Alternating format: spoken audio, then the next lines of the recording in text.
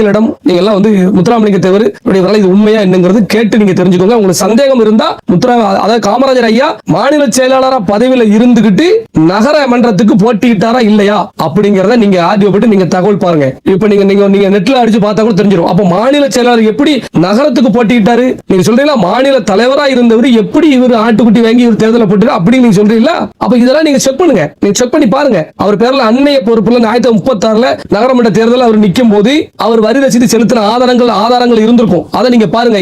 எதன் அடிப்படையில் வரி செலுத்தி இவர் தேர்தலில் போட்டியிட்டாரு அப்படிங்கறத நீங்க செக் பண்ணுங்க. இப்பதான் ஆன்லைன் வந்துட்டு பிரதர். அது இல்லாம நீங்க பொதுவா நாங்க வந்து தெய்வமா நினைக்கக்கூடிய எங்களுடைய தேசிய தலைவர் பசுமை முத்துராமலிங்க ஐயா அவர்களை நீங்க வட்டார தலைவர் அப்படி சொல்லி எல்லாருடைய மனதையும் நீங்க புண்படுத்த வேண்டாம். காமராஜர் ஐயா மீது எங்களுக்கு மிகுந்த மரியாதை இருக்கிறது. எங்களுக்கு வந்து காங்கிரஸ் எதிரி, புரியுதா? அதுல எந்த ஒரு மாற்று கருத்தும் இல்ல. எங்க ஐயாவுக்கும் காங்கிரஸ் எதிரி. மத்தபடி அதனால தான் காமராஜர் ஐயாவும் முத்துராமலிங்க தேவரும் பிரிஞ்சாங்க தவிர வேற எந்த ஒரு காரணமும் கிடையாது. அதனால குறிப்பிட்ட சமூகங்கள் இந்த இரு சமூகத்துக்கு இடையே மோதலை ஏற்படுத்த இறக்கமா இருந்துட்டு இருக்காங்க. இவங்களுடைய இணக்கத்தை வந்து இவங்களுடைய ஒற்றுமையை கெடுக்கணும்னு சொல்லி குறிப்பிட்ட இந்த நாடக சமூகத்துல ஒருவரை வச்சுதான் பேஸ்புக் வலைதளம் போட்டுக்கிட்டு இருந்தாங்க. அது அந்த சமூகத்தை சேர்ந்த முக்கியமான நபர்கள் சொல்லியிருந்தோம், சத்தம் போடுறோம் அப்படின்னு சொல்லியிருந்தாங்க. தற்போது ஹரிநாடர் வந்து இப்போ வட்டார தலைவர் அப்படி இப்படின்னு நீங்க வந்து பதிவில் விட்டுருக்கீங்க. எந்த காரணத்தை கொண்டும் காமராஜர் ஐயாவுடைய வரலாற்றையோ இல்ல அவருடைய தியாகத்தையோ நாங்க வந்து எந்த இடத்திலும் இழிவுபடுத்துவதற்கோ இந்த சமூகம் எந்த இடத்திலும் இழிவுபடுத்தலும் கிடையாது. அவருடைய நற்பெயருக்கு களங்கம் ஏற்படுத்தும் சொல்லி நாங்க இதுவரைக்கும் எங்க மக்களும் வந்து